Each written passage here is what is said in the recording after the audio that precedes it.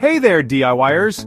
Welcome back to your channel name, where we make home improvement and DIY projects easy and fun, even if you're just getting started. Are you ready to dive into DIY projects but don't know where to begin? You're in the right place. Today I'm going to walk you through the essential tools every first-time builder needs. Whether you're building furniture, doing home repairs, or tackling a fun craft project, having the right tools can make all the difference. So grab a notepad, hit that like button, and subscribe if you want more beginner-friendly DIY tips. Let's get started. Alright, let's kick things off with a classic, the hammer. This bad boy is your go-to for driving nails straight and true, like a boss. And hey, sometimes you gotta demolish stuff too, right? Don't worry, the hammer's got your back there as well. Now, when you're picking out your first hammer, I'd recommend going for a 16-ounce claw hammer. It's like the Swiss Army knife of hammers, versatile and reliable. Plus, that claw on the back is perfect for yanking out nails when you make a mistake. Trust me, we've all been there. Now, using a hammer might seem pretty straightforward, but here's a pro tip. Don't choke up on the handle. You want to grip it near the end for maximum leverage and control. Think of it like swinging a baseball bat. You wouldn't choke up on the bat, would you? Same principle applies here. Oh, and one more thing. If you're working with delicate wood that dents easily, swap out the regular hammer for a rubber mallet. It'll get the job done without leaving any unsightly marks. Next up, we've got screwdrivers, the unsung heroes of the DIY world. Seriously, these little guys are essential for pretty much every project. From assembling furniture to tightening loose screws around the house, screwdrivers are your new best friend. Now, there are two main types of screwdrivers you'll need in your arsenal: Phillips and flathead. Don't let the names intimidate you. They're just fancy terms for different screw heads. Phillips screwdrivers have that cross-shaped tip, and they're the most common type you'll encounter. Flathead screwdrivers, on the other hand, have a single flat blade. You'll need these for slotted screws, which are less common these days, but still pop up from time to time. When using a screwdriver, the key is to choose the right size and type for the job. Trying to force a Phillips screwdriver into a slotted screw is a recipe for disaster. Trust me, I've learned that the hard way. And speaking of making life easier, invest in a ratcheting screwdriver. It'll save you tons of time and wrist strain, especially on bigger projects. Oh, and here's a pro tip. Grab yourself a magnetized screwdriver. It'll hold onto those pesky screws like magic, preventing them from rolling away into the abyss of your workshop. You're welcome. Alright, let's talk about the humble tape measure, the ruler's cooler, more versatile cousin. This tool is all about precision, folks. Before you even think about cutting, drilling, or building anything, you gotta measure, and measure accurately. Otherwise, you'll end up with wonky shelves, uneven picture frames, and a whole lot of frustration. Now, when choosing a tape measure, I recommend going for a 25-foot retractable one with a locking mechanism.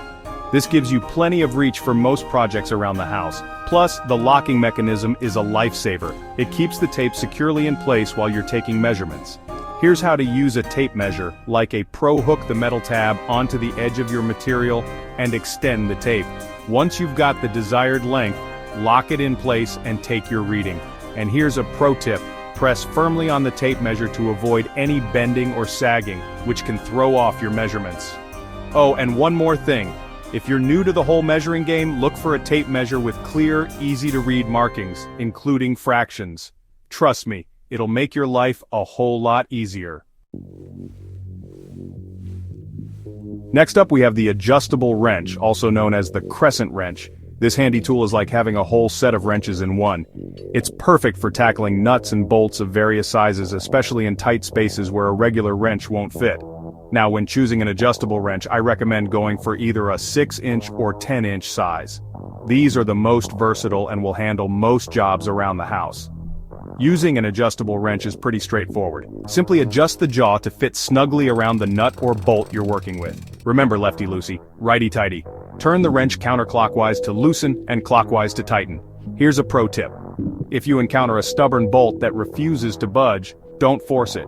Instead, apply a bit of penetrating oil to the threads and let it sit for a few minutes. This will help loosen things up and make your life a whole lot easier. Alright, let's talk about the utility knife, also known as the box cutter. This little tool is deceptively simple, but don't let that fool you. It's incredibly versatile and essential for a wide range of tasks. From breaking down cardboard boxes to cutting drywall, rope, and even plastic sheeting, the utility knife is your go-to for quick, clean cuts. Now, when choosing a utility knife, I recommend going for a retractable one with replaceable blades. This ensures that you always have a sharp blade on hand, which is crucial for both safety and efficiency. Plus, the retractable design helps prevent accidental cuts when the knife is not in use. Here's how to use a utility knife safely and effectively. Extend the blade just enough to make your cut, and always use a cutting mat or a piece of scrap wood underneath to protect your work surface. And here's a pro tip. Always retract the blade when you're finished using the knife. Trust me, it's better to be safe than sorry. Alright, let's talk about power tools.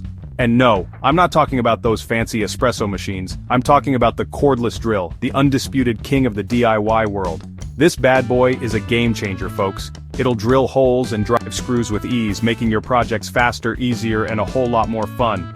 Now, when choosing a cordless drill, I recommend going for a 20-volt model with variable speed control.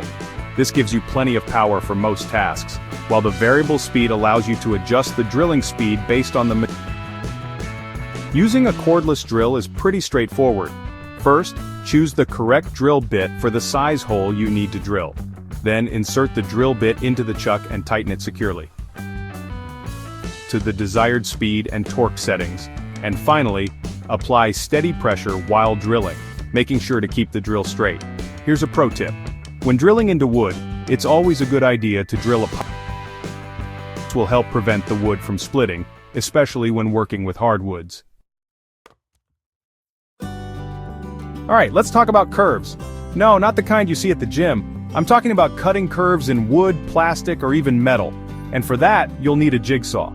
This versatile tool is like a smaller, more agile version of a bandsaw, allowing you to make intricate cuts with ease. Now, when choosing a jigsaw, you'll have the option of going corded or cordless. Corded jigsaws offer more power, while cordless models provide greater portability. It really depends on your needs and preferences. I personally prefer cordless for the added convenience. Using a jigsaw is pretty straightforward. First, secure the material you're cutting to your work surface. Then, mark the cut line on your material. Next, install the appropriate jigsaw blade for the material you're cutting. Fine-tooth blades are best for clean cuts in wood, while coarser blades are better for metal. Once the blade is installed, align the jigsaw with your cut line and start cutting. Here's a pro tip. When cutting curves, it's important to let the jigsaw do the work. Don't force it. Just guide the saw smoothly along your cut line, and it will do the rest. Alright, let's talk about sanding. No, not the kind you do at the beach. I'm talking about smoothing out rough surfaces, removing paint, and prepping wood for finishing. And for that, you'll need a sander. Trust me, this tool will save you a ton of time and elbow grease. Now, when it comes to sanders, there are a few different types to choose from, but for beginners, I recommend starting with a random orbital sander. This type of sander is versatile, easy to use, and produces a smooth, swirl-free finish. Using a random orbital sander is pretty straightforward. First, choose the correct grit sandpaper for the job. Lower grit sandpaper is more aggressive and used for removing material quickly, while higher grit sandpaper is finer and used for smoothing and polishing. Once you've chosen your sandpaper, attach it to the sander's base. Then, turn on the sander and apply light, even pressure to the surface you're sanding. Here's a pro tip. Always wear a dust mask and safety glasses when sanding. Sanding creates a lot of fine dust that can be harmful to your lungs and eyes. And there you have it. Your beginner's toolkit for DIY success. Whether you're building furniture, fixing things around the house, or starting a creative project, these tools will have you covered. What tool do you use the most? Let me know in the comments below. Don't forget to like, subscribe, and hit that notification bell for more DIY tips and project ideas. Thanks for watching, and happy building. See you in the next video.